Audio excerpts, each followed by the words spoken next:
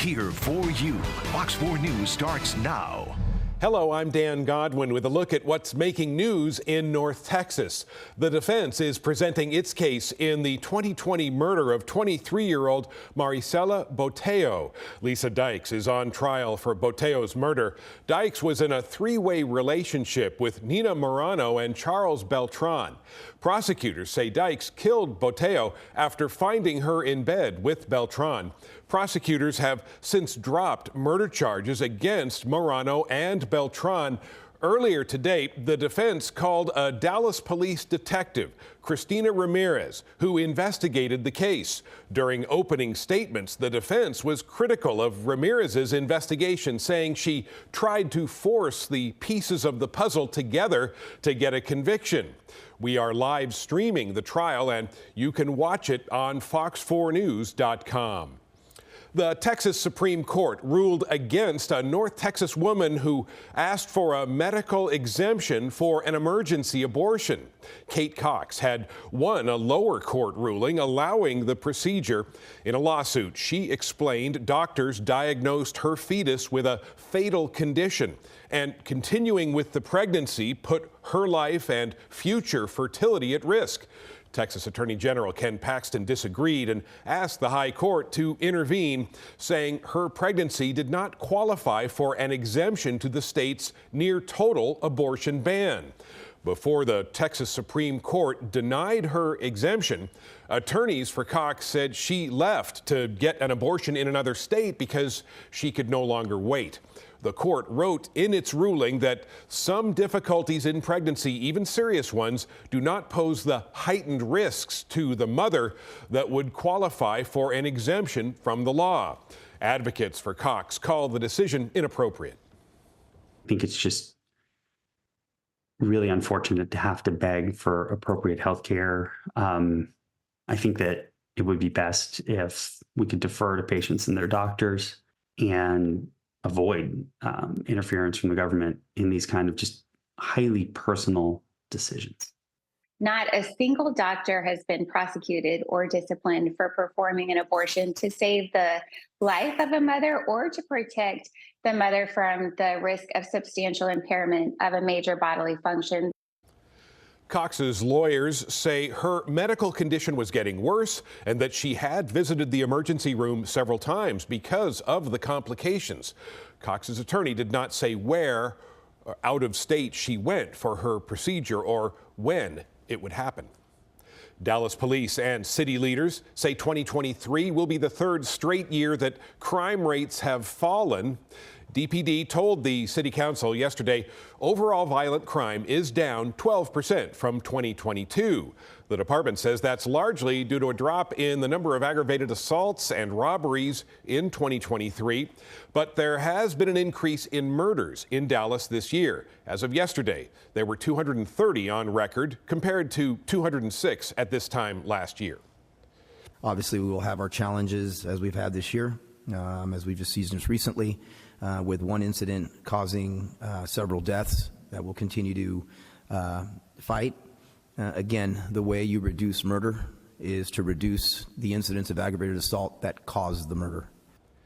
In addition to violent crime, Dallas police say they're trying to stop a sharp increase in car thefts. They're up 40% from 2022. Vehicle theft is the most common crime committed in Dallas. Arlington police arrested an employee at AT&T Stadium after they say he allowed people without tickets into the Cowboys versus Eagles game Sunday night. Police say 19-year-old Diego Soto admitted to taking money from fans who were allowed in without tickets. Soto was a contract worker at the stadium whose job was to scan people's tickets after they passed through a security checkpoint. He's now charged with commercial bribery. The Texas Department of Transportation is taking its anti-drunk driving campaign across the state. The interactive exhibit is called Drive Sober, No Regrets.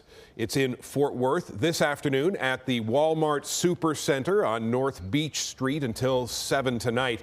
The exhibit is designed to show people the dangers of driving under the influence using DWI simulators, but also an impaired goggle basketball game, along with video stories from drunk driving survivors and offenders. TxDOT says last year there were 108 people killed in alcohol-related crashes in Texas. Arlington ISD will announce the lone finalist for its superintendent position tonight. The district has been searching for a permanent superintendent for months after Dr. Marcelo Cavazos retired in August. Dr. Stephen Wirtz has been the interim superintendent but did not apply for the permanent job. The board chose a finalist earlier this year, but she backed out a few weeks later. The finalist will be announced at AISD's meeting tonight at 6 p.m. Thousands of Catholics will continue celebrations for the Feast of Our Lady of Guadalupe today.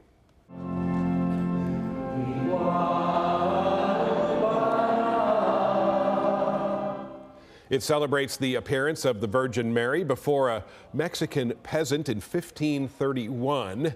The festivities began last night at the Cathedral Guadalupe in downtown Dallas, which is a national shrine. I am witness how this celebration since yesterday, it has drawn more people than ever in my 3 years that I have now serving this cathedral.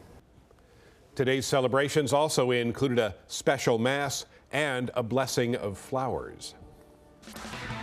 Well, there are many places to see Christmas lights, but one dazzling display in Plano has been a labor of love for one family for nearly 4 decades. We'll take a look when we come back.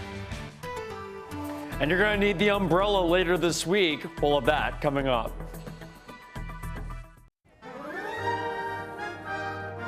A Plano neighborhood is proudly showing off one of the best Christmas light displays in North Texas.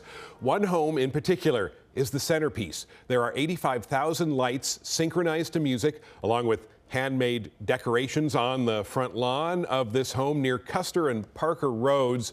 The Marlowe family has been putting up holiday light displays for 36 years. This one took nearly 7 weeks to assemble. New additions this year include a large archway shaped like a present that people can walk beneath. There's also an elf skating rink and penguins playing hockey.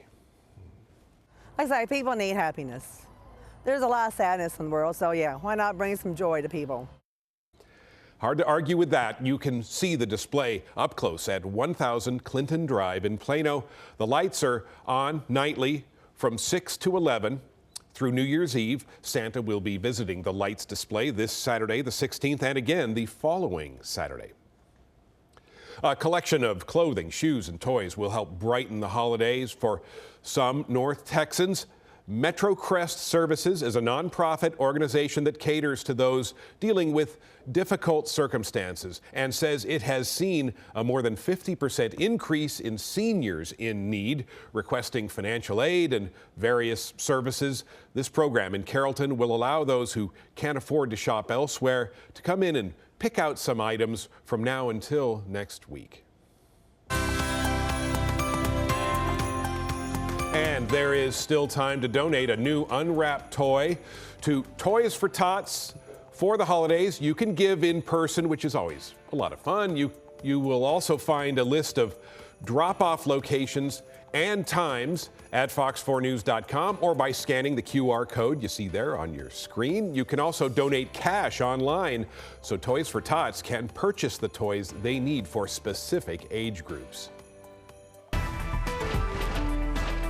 Well, we have some changes coming with our weather. In fact, as we head into Wednesday, Thursday, but especially on Friday, we are going to see those rain chances increasing across the area. So here's the thing.